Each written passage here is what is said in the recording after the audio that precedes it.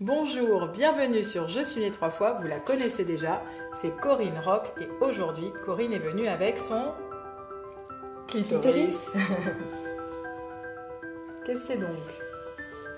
Voilà, donc le clitoris avec ce qu'on appelle les corps spongieux, les corps caverneux, les corps Tu es érectiles. partie pour nous raconter une histoire?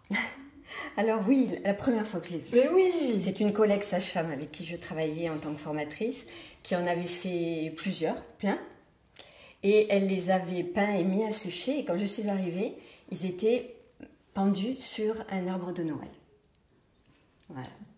Et donc à chaque branche, c'était très beau, à chaque branche, il y avait les clitoris qui étaient pendus comme ça. C'est génial. Voilà. Donc, ce qui souvent étonne, donc c'est pour ça que je vais en parler, c'est qu'en fait, on n'imagine pas que le clitoris a une partie importante qui est cachée, en fait. Voilà. Et au niveau histologique, au départ, c'est la même, on retrouve à peu près la même anatomie que chez l'homme, en fait, avec les corps spongieux, les corps caverneux. Et cette partie donc, est sous le pubis et avec un ligament qui suspend au pubis. Et toute cette partie est cachée. Et les corps ici spongieux et caverneux sont recouverts par des muscles, les muscles du périnée superficiel. Voilà. Tu peux nous montrer peut-être sur le... Oui. Donc le périnée superficiel, ce sont ces muscles qui entourent la vulve. La vulve ici donc avec le clitoris, le mail urinaire, l'entrée du vagin. Les muscles qui se croisent et qui entourent aussi l'anus. Donc ce que tu nous dis transverse là, aussi. Donc c'est dessous. Voilà, et donc souvent ce que nous entendons parler, c'est le bouton clitoridien. En fait, c'est vraiment la face de l'iceberg. Voilà, c'est la face immergée, apparente de l'iceberg. Oui, c'est ça. Voilà. Ok. Tout à fait. Et donc c'est très grand. Oui. Et par rapport au pénis, du coup, ça représente... en termes de capteurs, en termes de... Alors, le clitoris, on peut dire qu'il est encore plus innervé que plein d'autres parties du corps, et que le nerf dorsal du clitoris, qui est l'équivalent avec le nerf dorsal aussi du pénis, de la verge, est beaucoup plus important, beaucoup plus gros. Donc c'est presque finalement une...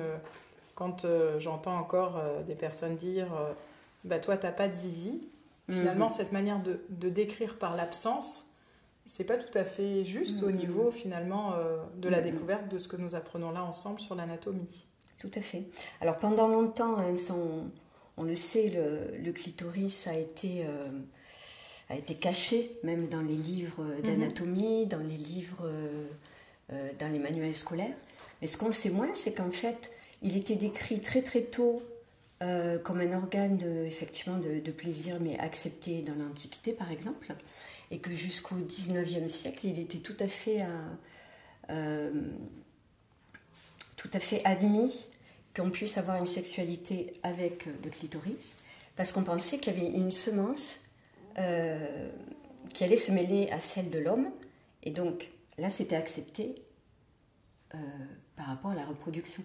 D'accord. Quand on s'est rendu compte dans les années 1800 que l'ovule